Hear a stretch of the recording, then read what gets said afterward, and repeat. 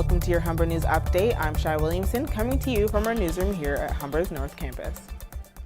Global reaction today to the assault on the Tunisian National Museum. The number of dead has risen to 23, 20 of them foreign tourists. The militant group ISIS has claimed responsibility. Tourists held hostage yesterday are now preparing to return home. Italian, Japanese, Spanish, and British tourists are among the dead. Tunisia's national army has been brought in to secure major cities, and officials made 9 arrests in relation to the attack.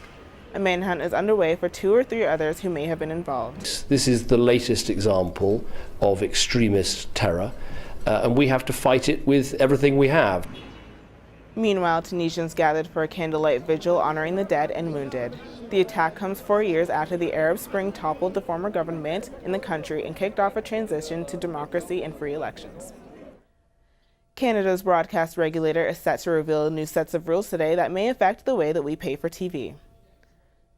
The CRTC will announce a decision this afternoon about how cable and satellite providers package and sell access to channels.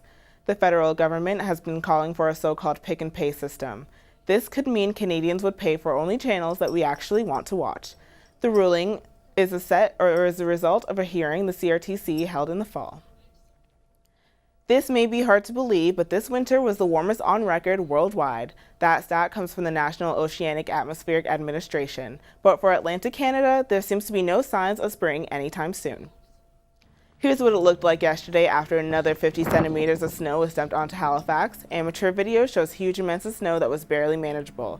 Most of Halifax was shut down yesterday. Public transit and university and government buildings are trying to reopen today. Environment Canada says that the worst is over, for now.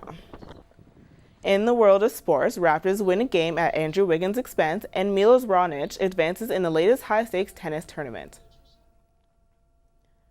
Turning to weather, it's a gorgeous sunny day, but still cold. We'll have a high of 2 degrees today. We'll have details on all these stories and more coming up in our 2 o'clock newscast. But for now, we leave you with this, just when you thought that things in Paris couldn't get any sweeter. Passengers waiting for their train in one of the largest terminals in Paris got a taste of heaven. They got to indulge their sweet tooth in a vintage train traveling exhibit on chocolate.